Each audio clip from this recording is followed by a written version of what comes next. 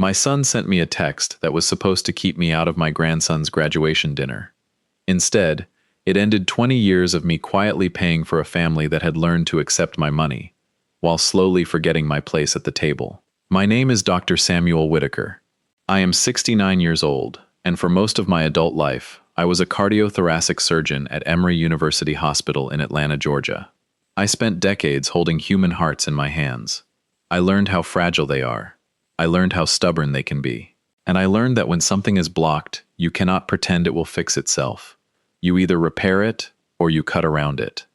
I just never thought I would have to apply that lesson to my own son. My wife Margaret passed away 6 years ago.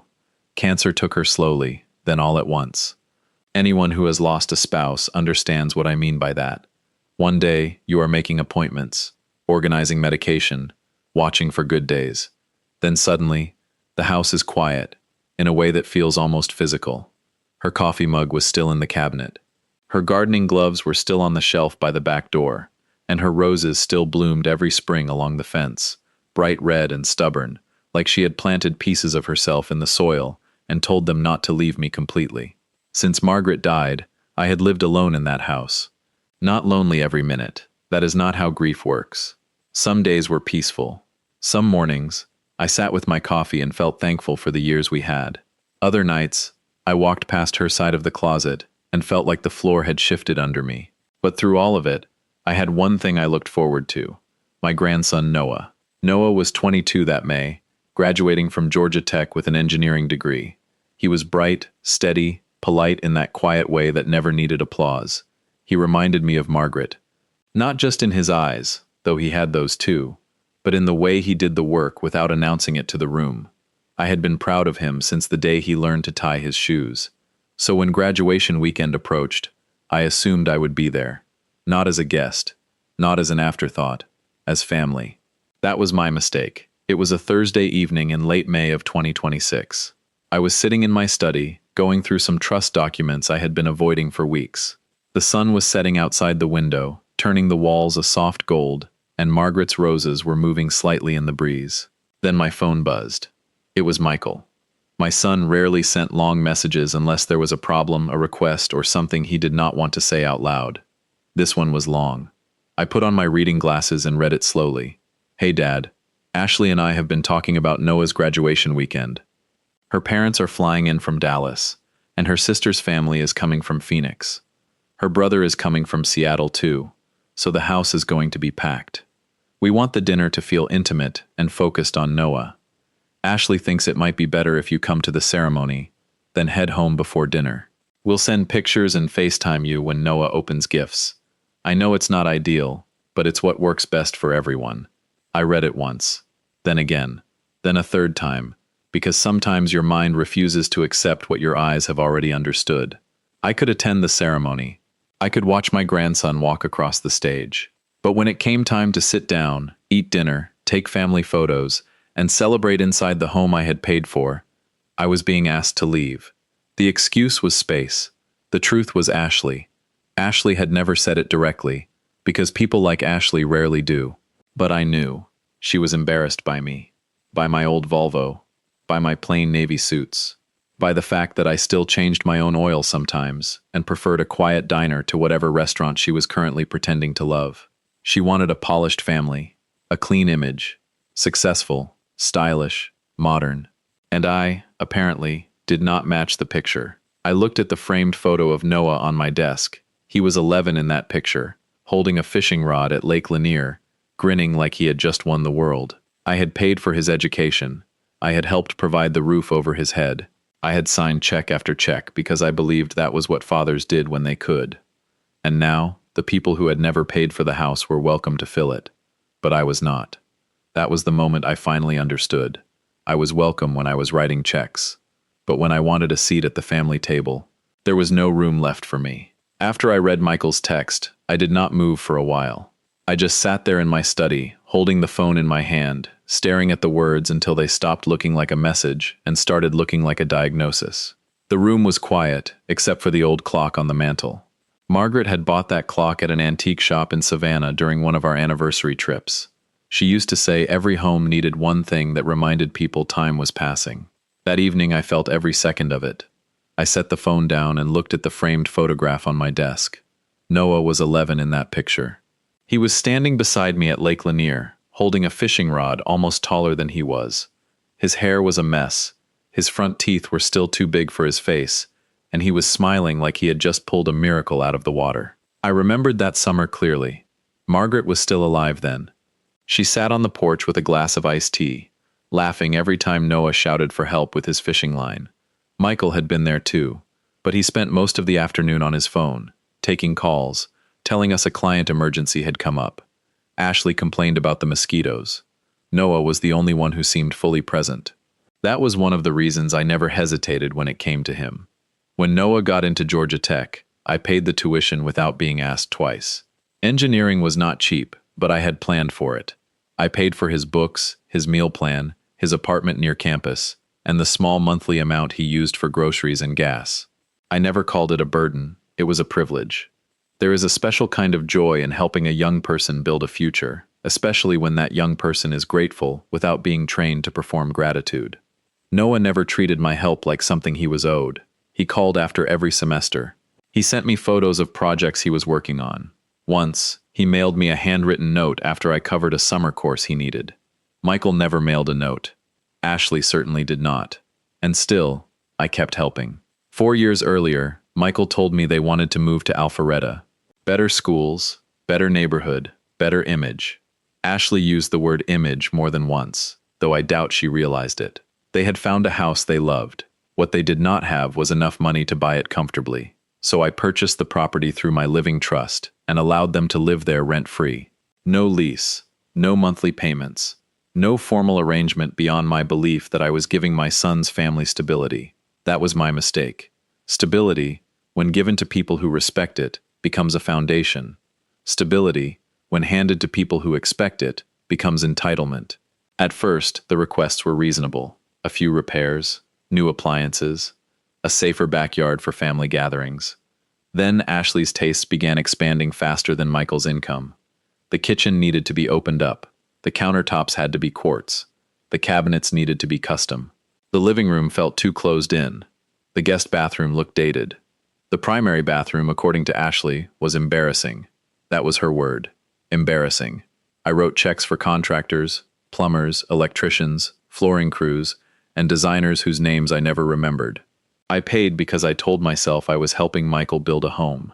I told myself Margaret would have wanted Noah to grow up surrounded by comfort. But comfort was not what Ashley wanted. Ashley wanted presentation. She wanted a house that looked good in photos. She wanted a dining room that impressed her parents when they flew in from Dallas. She wanted a kitchen where she could host people who would never know the old man in the faded Volvo had paid for the lights above their heads. And Michael let her. That may have hurt more than Ashley herself. I never expected Ashley to love me like a daughter. I did expect my son to notice when his wife treated me like an inconvenience with a bank account. He noticed. I know he did. I saw it in the way he changed the subject when Ashley made little comments. Dad still drives that old Volvo? Your father really doesn't care what people think, does he? Samuel is just very traditional. She never raised her voice. She never said anything cruel enough to confront directly. That was the skill of it. Every insult came wrapped in a smile, soft enough for Michael to pretend he had not heard it, and I let him pretend. Because I was tired. Because Margaret was gone. Because keeping the peace seemed easier than admitting my own son had become a guest in his own backbone. So I kept paying. I paid for the house. I paid for the upgrades. I paid for Noah's education. I paid for the illusion that generosity could hold a family together. Then Michael sent that text. And in one clean moment, the illusion broke. They had room for Ashley's parents, room for her sister, room for her brother from Seattle, room for everyone who made the family look the way Ashley wanted it to look. But not for me. Not for the man whose money had built the room they were standing in. That was when I understood the truth. I had not been loved into the family. I had been budgeted into it. And budgets can be revised. I did not answer Michael's text that night. There was nothing useful to say. A younger man might have called immediately. He might have raised his voice, demanded an explanation, asked how his own son could let something like that happen. But I was not a younger man anymore. And I had learned, over a long career, that not every injury needs noise. Some injuries need observation. So I placed the phone face down on my desk and sat there for a long time, listening to the house settle around me. Margaret's clock ticked softly from the mantel. Outside the window, her roses moved in the evening air. I thought about Noah. That was the only reason I did not make my decision right then and there to stay home completely. Noah had not sent that message. Noah had not asked his parents to push me out of the dinner. Noah had not turned me into some inconvenient older relative who could be shown the ceremony and then sent away before the family photos. He was innocent. And more than that, he had earned that day. So the next morning, I woke before sunrise. I shaved carefully. I polished my shoes. I took my navy suit out of the closet. The one Margaret always said made me look like I was about to deliver bad news politely. Then I opened the small wooden box on top of my dresser and took out the tie she had given me on our 40th anniversary. Dark blue silk, small silver pattern. She had tied it for me the first time I wore it because, according to her, I always made my knots too serious. I smiled at that memory. Then I stood in front of the mirror and tied it myself. The man looking back at me was older than I sometimes remembered being. White hair, lines around the eyes, shoulders still straight, but not quite as broad as they used to be. A retired surgeon, a widower, a father who had received a message telling him there was no room for him at dinner, but still a grandfather, and that mattered. I drove my old Volvo to the Georgia Tech campus. The car made its usual soft rattle when I turned onto North Avenue. Michael had told me more than once that I should replace it. Ashley had once asked, with that tight little smile of hers, if I kept it for sentimental reasons. The truth was simpler. It ran, and I had never believed dignity came from a hood ornament. The campus was full of families when I arrived, parents taking pictures, grandparents holding flowers, young graduates adjusting their caps and laughing too loudly because they were nervous and proud and standing at the edge of their lives. I parked farther away than I needed to and walked slowly toward the ceremony. I saw Michael near the entrance. Ashley stood beside him in a cream-colored dress, speaking to a woman I assumed was her mother. She looked polished, composed, expensive in that careful way people become when they want the world to notice the cost. Michael saw me first. For half a second, his face changed. Surprise, then discomfort, then the familiar expression of a man hoping a difficult moment would pass if no one named it. I did not walk over. I did not wave. I simply entered the venue and found a seat near the back. Not because I was ashamed, because I refused to create a scene on Noah's day. The ceremony began with the usual speeches: hope, future, responsibility, all the words young people are given before the world teaches them what those words cost. I listened politely, but my eyes stayed on the rows of graduates. Then I saw him. Noah, tall, nervous, smiling at something the student beside him whispered. When they called his name, I stood before I even realized I had moved. Noah Whitaker. He walked across the stage, shook hands, and accepted the diploma folder. I clapped. I clapped longer than anyone near me. Not loudly enough to embarrass him, but long enough for him to hear that someone in that room knew exactly what that moment meant. And then he saw me. His face changed. The smile broke open into something real. He lifted his hand and gave me a small wave, the kind he used to give me from the school bus when he was a boy. For 1 second, the entire room disappeared. It was just my grandson and me, and I was glad I had come. A few rows ahead, Ashley turned and saw me standing there. Her eyes met mine, then slid away quickly, as if pretending not to know me would make me disappear. Michael looked down at the program in his hands. I sat back down. No anger. Not yet. Just clarity. After the ceremony ended, families rushed toward the exits, calling names and taking pictures. I stayed where I was until the crowd thinned. I watched Noah from a distance as Ashley's relatives surrounded him. There were hugs, photos, smiles, a whole circle of people making room for one another. I could have walked over. I could have forced the moment. But I would not make Noah choose between joy and discomfort on the day he had earned. So I left quietly. In the parking lot, I sat behind the wheel of the Volvo for a moment and looked back toward the campus. Then I took out my phone and sent Noah one message. I'm proud of you, always. I waited until the message showed delivered. Then I started the car and drove away from the celebration I had helped make possible, but had not been invited to share. I did not drive straight home after leaving Georgia Tech. Home would have been too quiet, and that afternoon, quiet was not what I needed, not yet. So I drove toward Emory, past streets I knew almost too well. For 31 years, that part of Atlanta had been tied to my life in ways most people could not understand. I had driven those roads before sunrise, after midnight, in rainstorms, on Christmas mornings, and on days when someone else's family was waiting for me to walk out of an operating room with good news. That day, I was not a surgeon anymore, but I still knew what it felt like when something had gone wrong inside the heart of a family. There was a small restaurant a few blocks from the hospital, nothing flashy. Dark wood tables, soft lighting, the kind of place where nobody bothered you if you sat alone.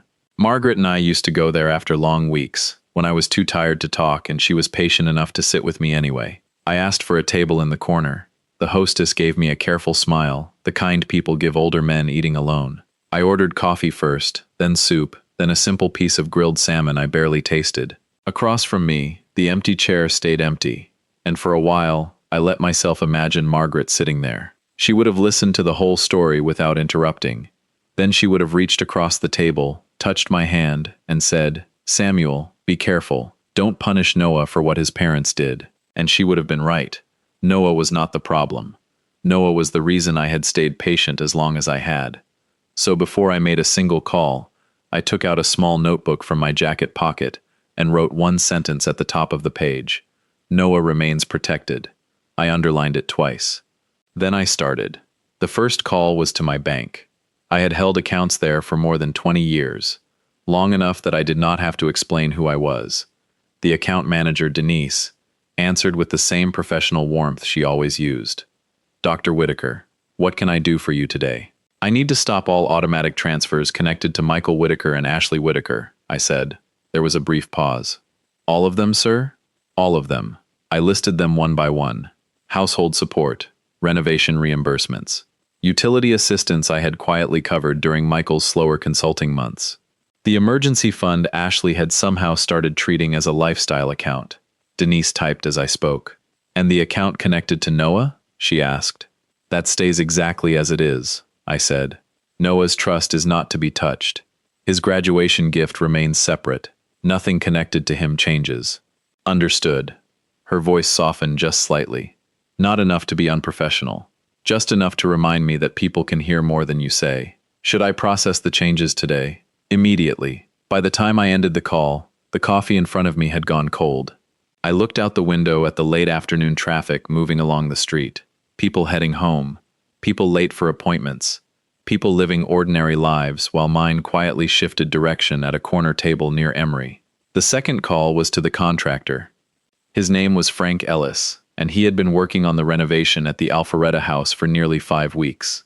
Ashley's luxury bathroom, heated floors, imported tile, a freestanding tub she described as essential during a family dinner I had paid for. Frank answered on the third ring. "Dr. Whitaker, everything okay?" "Frank, I need you to stop all work at the Alpharetta property." Silence. Then, carefully, he said, "Stop work as in pause for a few days, or stop work as in shut it down." "Shut it down." He exhaled slowly. "We're not even halfway through the bathroom. The floor is open. Plumbing is exposed. If we leave it now, it's going to look rough." "I understand. And Michael knows about this?" "No." Another pause. Frank was a practical man. Contractors usually are. They understand money, timing, and the difference between a client and someone who only thinks they are the client. "You're the one paying the invoices," he said. "That is correct." "All right. I'll have the crew secure the site, cover the open areas, and remove the tools. I'll send you the final invoice for labor and materials through today." "Thank you, Frank." Before hanging up, he said, "Doctor, I hope everything's all right." I looked at the empty chair across from me. "It will be," I said, "once it's corrected." After the call ended, I did not feel satisfaction. That is important. People imagine moments like that come with some kind of rush, some sharp pleasure in taking back control. But what I felt was heavier than that. Cleaner, maybe, but not happy. This was not revenge. Revenge is emotional, messy, loud. What I was doing was more precise. In surgery, when tissue is damaged beyond repair, you do not stand there wishing it were healthy. You do not keep feeding blood into something that has already failed. You make the hard cut so the rest of the body can survive. For years, I had funded disrespect because I called it love. That afternoon, I stopped confusing the two. And Michael still had no idea that by sunrise, The house he called his own would no longer feel like home. The next morning, I woke up before the alarm. Not because I had slept well. I had not. I spent most of the night moving between my bedroom, the kitchen, and the study, listening to the old house breathe around me. Every room still carried traces of Margaret, her books on the shelf, her favorite mug in the cabinet, the faint smell of lavender in the linen closet, even after 6 years. By sunrise, I had made peace with one thing. I was not acting out of anger. Anger burns hot and careless. What I felt was colder than that, clearer. I showered, put on a gray suit, and drove into Midtown Atlanta to see my attorney, Rebecca Hayes. Rebecca had managed my estate documents, trust paperwork, and financial records since Margaret became ill. She was sharp, calm, and very difficult to surprise. I had always respected that about her. In surgery, panic is dangerous. In law, I imagined it was no different. Her office was on the 18th floor of a glass building near Peachtree Street. The waiting room smelled faintly of coffee and polished wood. Through the windows, Atlanta moved below us like nothing important had happened. But in my life, something had shifted permanently. Rebecca came out herself to meet me. "Dr. Whitaker," she said, studying my face for half a second. "Come on back." She did not ask if everything was all right. Good attorneys know when the answer is already no. Once we were seated in her office, I placed a folder on her desk. Inside were bank statements, trust documents, contractor invoices, and a printed copy of Michael's text. Rebecca opened the folder and read the text first. Her expression barely changed, but I saw the small pause after the line about me leaving before dinner. "That was sent by Michael?" she asked. "Yes." "And the dinner is being held at the Alpharetta house?" "Yes." "The house owned by your trust?" "Yes." She leaned back slowly in her chair. For the first time that morning, I almost smiled. There are moments when a professional understands the entire shape of a problem before anyone finishes explaining it.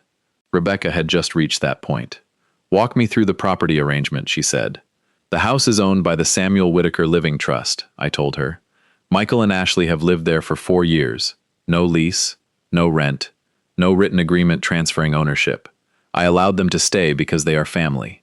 Rebecca nodded and made a note. "And the renovations?" "Paid by me.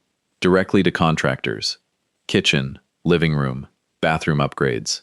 The current bathroom project was stopped yesterday." "Good," she said. Just one word, but it carried weight. Then she looked up at me. "What do you want to do?" I had practiced the answer in my head during the drive. "I want a formal 30-day notice to vacate prepared and served. I want the house listed for sale as soon as legally possible. And I want my estate plan revised." Rebecca's pen stopped moving.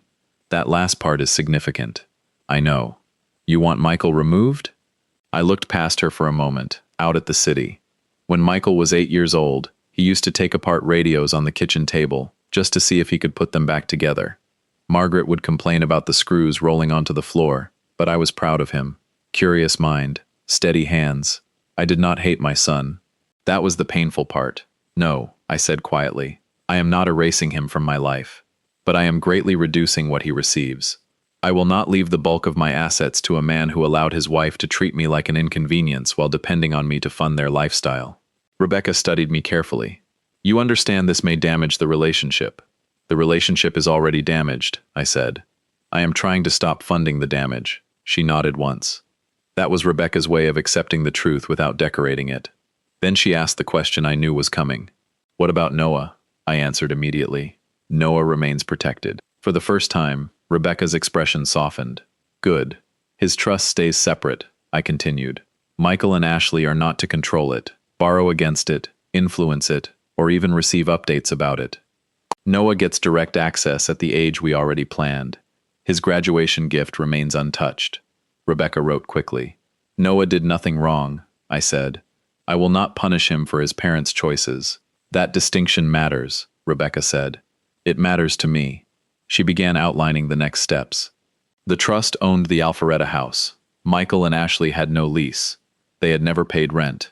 Legally, they were occupants by permission, and permission could be withdrawn. The phrase sounded cold, but it was accurate. Permission could be withdrawn. For years, I had mistaken generosity for obligation.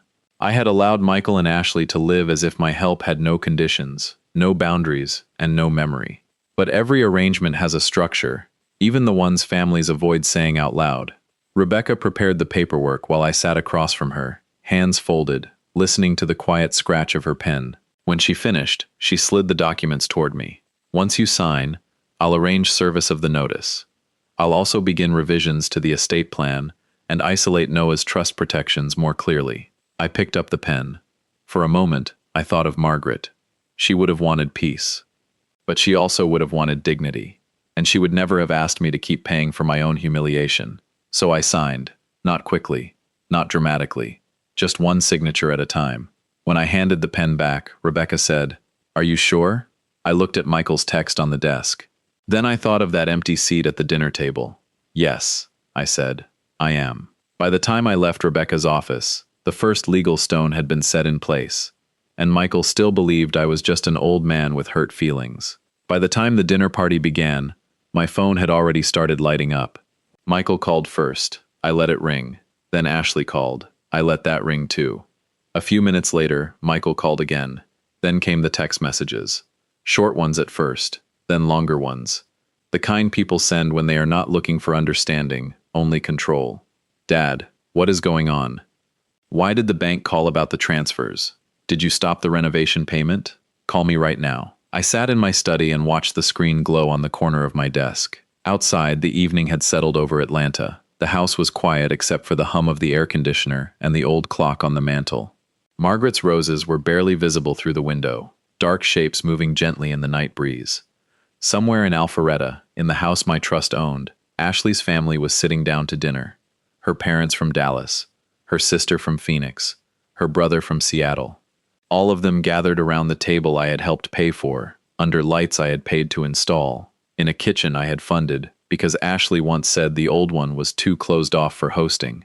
And now, for the first time in years, Michael and Ashley were realizing that my money was not automatic. It had a source, and that source had finally closed the door. I did not answer them because there was nothing to discuss yet.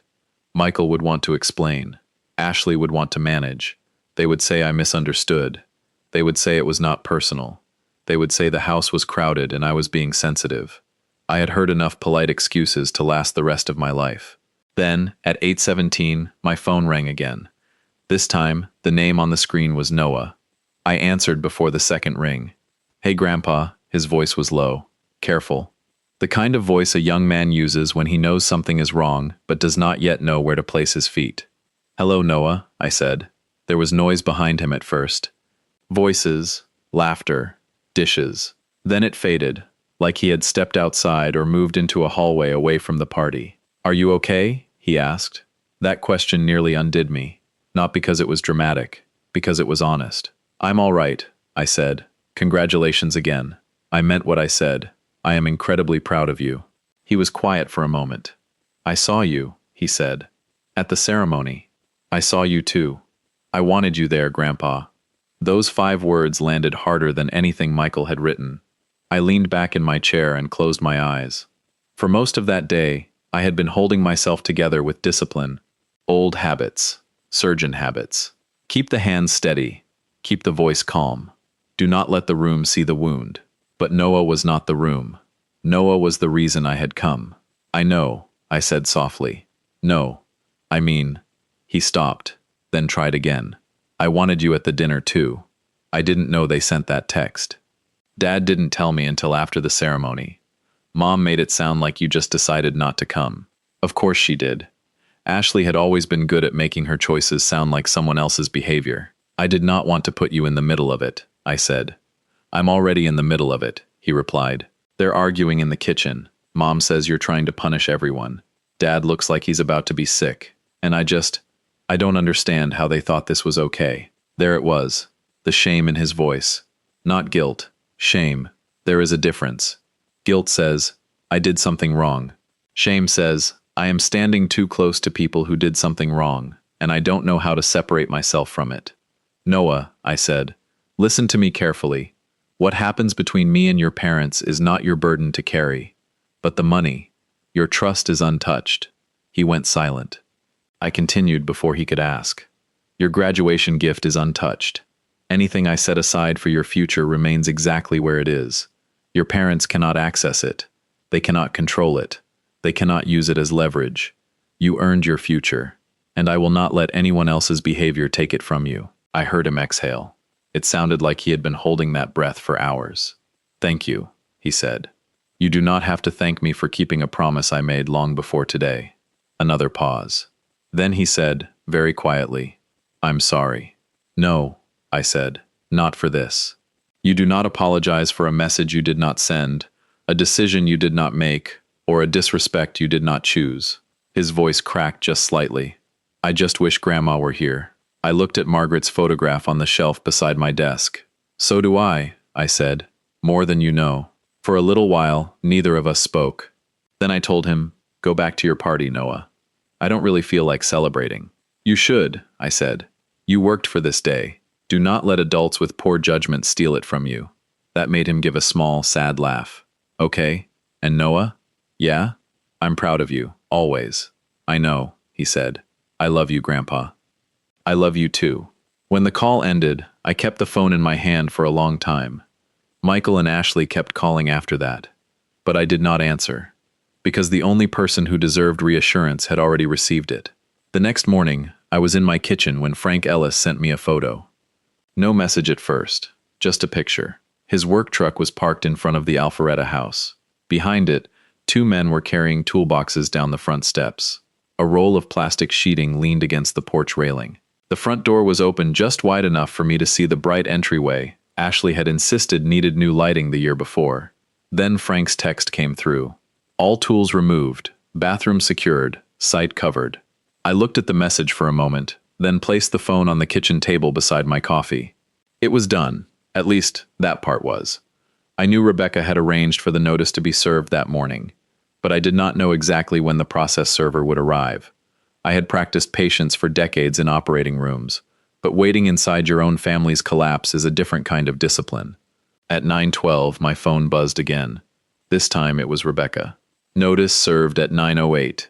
Ashley accepted it at the door. I read that line twice.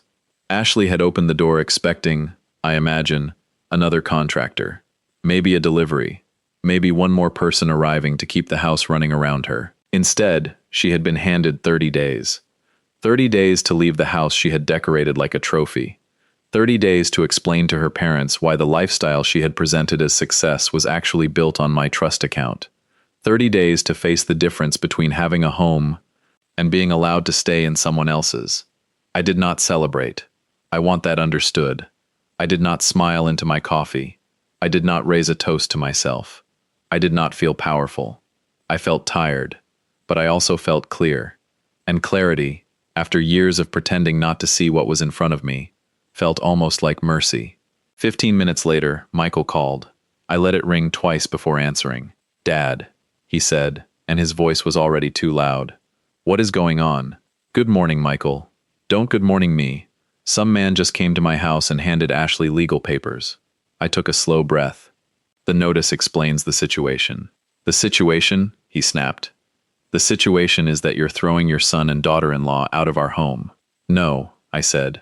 I am ending your occupancy in a house owned by my trust. There was silence on the line. Then he gave a short, bitter laugh. Are you serious right now? Very. That is our home, Dad. We've lived here for 4 years. You have lived there for 4 years without a lease, without rent, and without ownership. Because you said we could. Yes, I said. And now I am saying you cannot. His breathing changed. I could hear movement behind him. Probably Ashley talking in the background, feeding him phrases the way she always did when she wanted his mouth to carry her anger. This is because of the dinner, he said. You're doing all this because of one dinner. No, Michael. Yes, you are. One party didn't go your way, and now you're trying to destroy us. I looked out the kitchen window at Margaret's roses. The morning sun caught the red petals and made them look brighter than they were. This was never about one dinner, I said. The dinner was just the first time you put the truth in writing. He went quiet, so I continued. You had room for Ashley's parents, room for her sister, room for her brother, room for everyone who made the family look the way Ashley wanted it to look. But there was no room for the man who paid for the house, paid for the renovations, and helped put your son through college. That's not fair. What part? We were going to pay you back. I closed my eyes for a moment. No, you weren't. He did not answer. You were never going to pay me back, I said, keeping my voice even. And I accepted that for years, because I told myself I was helping my family. But help becomes something else when the people receiving it start treating the giver like an inconvenience. Dad, no. Listen to me for once. The words came out quietly, but they stopped him. I am not destroying your family.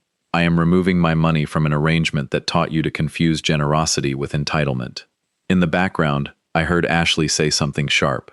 Michael covered the phone, but not well enough. Then he came back, lower this time. What are we supposed to do? You have 30 days to find another place to live. You make it sound simple. It will not be simple, I said, but it will be real. Another silence. For the first time in a long time, Michael had no prepared answer. No excuse. No delay, no soft landing paid for by me, just a consequence. Finally, he said, "You're really going through with this?" "Yes. You're choosing this. I am choosing to stop pretending disrespect is a family expense." I heard him inhale, like he wanted to say something cruel and thought better of it. 30 days, I said. Use them wisely.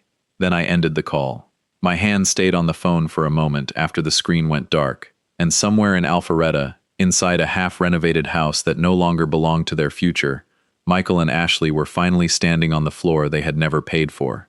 For the first few days after the notice was served, Michael tried the usual methods. Calls, texts, long messages that began with anger and ended with guilt. He told me I was overreacting. Then he told me I was hurting Noah. Then he told me Margaret would be ashamed of what I was doing. That last one almost got a response. Almost. But I had learned something during my years as a surgeon. When the room becomes emotional, the worst thing you can do is let your hands shake. So I kept mine steady. I read the messages, saved them, and did not answer. Ashley was quieter at first. That concerned me more. Ashley did not panic loudly unless she wanted an audience. When she went silent, it usually meant she was planning. And losing the Alpharetta house was not just inconvenient for Ashley, it was humiliating. That house was part of the story she had built around herself. The big kitchen, the clean white countertops, the carefully arranged family photos, the guest room where her parents stayed when they flew in from Dallas. Everything in that house said success, but none of it said who paid for it. I imagine that was the part she feared most. Not moving, not renting. Not even the unfinished bathroom upstairs with plastic sheeting over the floor. What terrified Ashley was the possibility that her family would realize the life she had been showing them was being funded by the old man she treated like an embarrassment. On the 5th day, Rebecca called me. "Michael has retained counsel," she said. I was standing in the kitchen, rinsing a coffee cup. I turned off the water and dried my hands slowly. "Who?" "An attorney named Gerald Price." I had never heard of him. Rebecca gave a quiet sound that was not quite a laugh. "He appears to handle a little bit of everything. Personal injury, small business disputes, family matters. His letter claims you verbally promised Michael the house would eventually belong to him." "Did I?" "No," she said. "And they have not provided anything in writing." "Because there is nothing in writing." "Exactly." I looked out the window at Margaret's roses. The blooms were starting to fade at the edges. "What does he want?" "Delay," Rebecca said. "That is all this is. They want to slow down the notice period, pressure you emotionally, and create enough confusion to make you reconsider. That will not work." I did not think so, but Ashley was not finished. 3 days later, I received a call from a man named Daniel Brooks with Georgia Adult Protective Services. His voice was calm and professional, the kind of voice people use when they have learned not to assume anything too quickly. "Dr. Whitaker," he said, "we received a report expressing concern about your well-being." I sat down at the kitchen table. "My well-being?" "Yes, sir. The report alleges possible memory issues, paranoia toward family members, sudden financial changes, and impaired judgment regarding your property and estate." For a moment, I said nothing. Not because I was confused, because I understood exactly what Ashley had done. She could not prove the house belonged to Michael. She could not prove I had promised it to him. So she had chosen a more dangerous path. She was trying to make people question whether I was still competent to make my own decisions. It was clever in the ugliest way. If she could convince someone that I was unstable, even temporarily, she might delay the eviction. She might make a court hesitate. She might freeze the sale long enough to buy time. Maybe she thought an old man living alone would be easy to paint as confused. She had forgotten what I did for a living. For 31 years, I documented everything. I told Mr. Brooks he was welcome to visit my home. Then I asked him what materials would be helpful for his review. He paused, perhaps surprised by the question. Any recent medical records, financial records, or documentation related to the situation would be useful. Good, I said. I will have them ready. The next morning, my kitchen table looked like a conference room. I laid out my most recent physical exam, my cognitive evaluation from 6 months earlier, a letter from my primary care physician confirming I was healthy, independent, and fully capable of managing my affairs. I included bank records, trust summaries, contractor invoices, and a printed copy of Michael's graduation text. Not because I needed sympathy, because facts matter. Mr. Brooks arrived at 2 o'clock. He was a middle-aged man in a navy jacket, polite and observant. I offered him coffee. He accepted. We sat at the table while he reviewed the folder. He read quietly for several minutes. Every so often his eyebrows moved slightly, but he did not interrupt. Finally, he looked up. Dr. Whitaker, may I ask why you stopped supporting your son's household? Because my son and daughter-in-law excluded me from my grandson's graduation dinner, I said. A dinner held in a house I paid for, while they continued accepting my financial support. He nodded slowly. That sounds like a family conflict. It is. And your financial decisions were intentional? Completely. Do you understand the consequences of those decisions? Yes, I said. For the first time in years, so will they. He almost smiled. By the time he left, his conclusion was clear. He had no concerns about my competence, no concerns about my memory, no concerns about my ability to manage my own life. At the door, he paused. Dr. Whitaker, he said carefully, I cannot discuss the reporting party in detail, but false or misleading reports can have consequences. I understand. After he left, I stood in the quiet hallway for a long moment. Ashley had crossed a line. This was no longer just about a house. She had tried to take my dignity, then my credibility, and finally my legal voice. But all she had really done was give Rebecca exactly what she needed for court. Rebecca called me 2 days after the Adult Protective Services visit. Her voice was calm, but I had known her long enough to hear the sharp edge underneath it. Samuel, she said, they are not just trying to delay the eviction anymore. I was standing in my study, looking out at Margaret's roses. What are they doing? They appear to be preparing an emergency petition for guardianship. I closed my eyes for a moment. Guardianship. That word sat in the room like a cold draft. Ashley had not only tried to suggest I was forgetful, she had not only tried to make me look unstable, she was trying to create enough doubt around my mental capacity that a court might temporarily limit my control over my own property, my own trust, my own life. Rebecca continued, if they can make a judge question your capacity, even briefly, they may try to freeze the house sale or slow the notice period. It is not a strong argument, but it is a strategy. Then we get ahead of it, I said. We already are. That was Rebecca. By the time most people identified a problem, she had already drawn a map around it. She filed first with the Fulton County Courthouse, asking the court to affirm my authority as trustee and recognize the legitimacy of the notice to vacate. Attached to the filing were my medical records, cognitive evaluation, the Adult Protective Services outcome, the trust documents, the contractor invoices, and Michael's text. Every fact in its place, every page exactly where it belonged. The hearing was set for the following Thursday. I drove myself to court in the old Volvo. Michael had always hated that car. He said it made me look stubborn. Ashley once said it looked like something a retired professor would drive to a garage sale. Maybe they were both right. But that morning, it got me to court just fine. I wore a charcoal suit and the same tie Margaret had given me years ago. Not because I needed luck, but because some things remind a man who he was before other people tried to redefine him. Rebecca met me outside the courtroom. She carried a leather document case. Gerald Price, Michael's attorney, carried a folder so thin it almost looked decorative. Michael and Ashley sat across the aisle. Michael looked tired, not angry anymore, tired. Ashley looked polished, as always. Cream blazer, perfect hair, still expression. But her hands were clasped too tightly in her lap. That told me more than her face did. The judge entered a few minutes later. Her name was Judge Elaine Porter. She looked like a woman who had spent years listening to people turn family problems into legal theater and had lost patience with the performance. Gerald spoke first. He tried to make me sound confused without using the word. He said my recent actions were sudden, emotional, and out of character. He said I had cut financial support, stopped renovations, and moved to sell a family home after a disagreement over a graduation dinner. Then he presented the email. It was from almost 2 years earlier. In the portion Gerald read aloud, I had written to Michael, "I want you, Ashley, and Noah to have a stable home." Gerald looked satisfied when he finished. Rebecca stood slowly. "Your Honor," she said, "we have the complete email chain." She handed copies to the clerk, then to Gerald. I watched his face change before the judge even read it. Because the very next sentence said, "The house will remain in the Samuel Whitaker Living Trust during my lifetime, and any future decisions regarding the property will be made by me as trustee." The courtroom went very quiet. Judge Porter looked over her glasses at Gerald.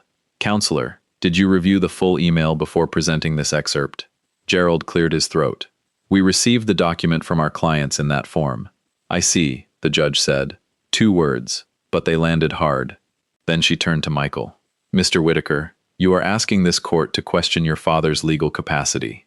Do you have any evidence, other than the fact that he made decisions you dislike, that he is mentally incompetent?" Michael looked at Ashley. Ashley did not look back. He swallowed. "He's angry," Michael said. The judge leaned back. "Anger is not incompetence." No one moved. She continued. "A competent adult is allowed to be angry. A trustee is allowed to manage trust property. A parent is allowed to stop providing financial support to an adult child. What I see here is not incapacity. I see a family dispute over money, expectations, and consequences." Rebecca remained still beside me. I kept my hands folded. The judge dismissed Michael's petition and allowed the sale of the Alpharetta house to proceed. Then she looked directly at Ashley. "Mrs. Whitaker, I would strongly advise you to speak with your own counsel regarding the Adult Protective Services report. Misusing protective systems to gain advantage in a private dispute can carry serious consequences." Ashley's face did not change, but the color left it. When court adjourned, Michael stood but did not come toward me. Ashley walked out first. Gerald followed quickly, no longer looking like a man who expected to win. Rebecca touched my arm lightly. "That part is done," she said. I nodded. Yes, that part was done. But as I watched my son leave the courtroom without turning around, I understood something painful. Winning in court can protect your property. It cannot repair what made court necessary. The Alpharetta house sold in 9 days. 9 days. After 4 years of Michael and Ashley treating that house like something they had earned, it took less than 2 weeks for the market to remind all of us what it really was. Property. Not legacy, not entitlement, not proof of success. Just property owned by a trust, maintained by my money, and lived in by people who had mistaken permission for ownership. Rebecca called me on a Tuesday afternoon with the final update. "The buyers are solid," she said. "Young couple, pre-approved, no unusual conditions. They want to close quickly." "Good," I said, and that was all. I did not ask whether Ashley cried when the sign went up in the yard. I did not ask whether Michael argued with the realtor. I did not drive past the house to watch strangers walk through the rooms Ashley had once shown off like a museum of her own achievement. There was no need. The point had never been to humiliate them. The point was to stop humiliating myself. A few weeks later, Noah told me Michael and Ashley had moved into a rented apartment in Sandy Springs. 2 bedrooms, near the highway. Clean enough, he said, but smaller than what they were used to. For the first time in years, they had to pay rent with their own money. No trust account. No quiet transfers. No emergency fund disguised as family help. Just a monthly bill with their name on it. I will not pretend I felt nothing when I heard that. Part of me felt relief. Part of me felt sorrow. And part of me, the part that had watched my son become comfortable accepting what he had not earned, thought maybe this was the first honest thing that had happened to him in a long time. But I did not call him. I did not lecture. I did not celebrate. A man does not need to dance on the wreckage of a bridge he may one day hope to cross again. Instead, I called Noah. "Are you free Saturday?" I asked him. "For you? Always," he said. That was Noah. Simple, steady. He drove down to Atlanta that weekend, and I took him to the Georgia Tech Foundation. He thought we were going to discuss his graduation gift. I let him believe that until we were seated in a small conference room with a woman named Elaine, the foundation director. She placed a folder on the table between us. Noah glanced at it, then he looked at me. What is this? Something your grandmother and I started before she passed. Elaine opened the folder and turned it toward him. At the top of the first page were the words, "The Margaret Whitaker Memorial Engineering Scholarship." Noah stopped breathing for a second. I saw it. His eyes moved over the name again, slower this time, like he was afraid the words might disappear if he read them too quickly. "Grandma did this?" he asked. "We did," I said, "but it was her idea." Elaine explained the fund. Every year, it helped engineering students who had the ability, but not the resources, tuition support, books, lab fees, quiet help for young people who were willing to work, but needed someone to open the first door. Noah listened without interrupting. When Elaine finished, he sat back and looked toward the window. "She never told me. She did not want applause," I said. "She wanted it to last." His jaw tightened. Noah was not a young man who cried easily. But grief has a way of finding the small cracks in a person's composure. "She was like that," he said. "Yes," I said. "She was." I slid another folder toward him. "That one is yours." He opened it carefully. Inside were the final documents for his own trust. Not enough to make him careless. Not enough to remove the need to work. But enough to give him a foundation.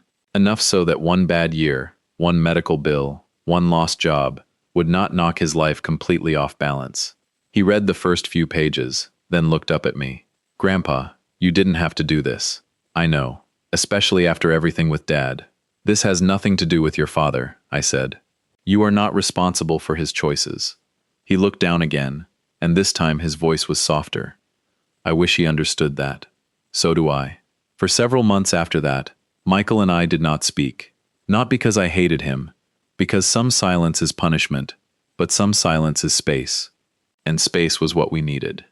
Then, in September, my phone rang. Michael. I stared at the name longer than I should have. Then I answered. "Hello, Michael." There was a pause on the other end. No anger this time. No shouting. No Ashley in the background feeding him words. Just my son breathing like a man standing at the edge of something he did not know how to cross. "I'm not calling to ask for money," he said. "I know." Another pause. "I don't know how to do this." "I know that too." His voice broke slightly. "I'm sorry, Dad." I closed my eyes. Those words were small, but they were the first honest ones he had given me in a long time. "I let Ashley push you out," he said. "But that's not the whole truth. I let it happen because it was easier than standing up to her. And because I got used to you fixing everything. The house, Noah's school, the bills, all of it." I said nothing. Sometimes a man needs to hear his own confession without being rescued from it. Michael continued. "I made you feel like you only mattered when you were helping us. I'm ashamed of that." There it was. Not an excuse, not a strategy, an admission. "Thank you for saying it," I told him. "I don't expect you to forgive me right now." "Good," I said gently, "because I do not forgive on command." He gave a quiet, sad laugh. "No, I guess you don't. But you can come by in October," I said. "Margaret's roses will have their last bloom by then." He was quiet. "She planted those when I was born, didn't she?" "Yes." "I forgot that." "No," I said. "I failed to remind you." And that was true too. The old structure of our family had failed because everyone had played a part. Michael had taken too much. Ashley had demanded too much. And I had given too much without ever requiring respect to stand beside gratitude. In October, Michael came alone. We walked through the garden in the late afternoon. The roses were deep red, stubborn against the cooling air. He stood in front of them for a long time. Then he said, "She would be disappointed in me." "Yes," I said, "she would." He nodded. Then I added, "But she would still want you to become better." He looked at me then. Not like a man asking for money. Not like a son expecting rescue. Like someone finally willing to begin the work. That was enough for one day. I did not lose my family that summer. I lost the illusion that money could hold love together. And when that illusion was gone, what remained was painful, but honest. I stopped paying to be tolerated, and for the first time in years, I made room for something respect might actually grow from.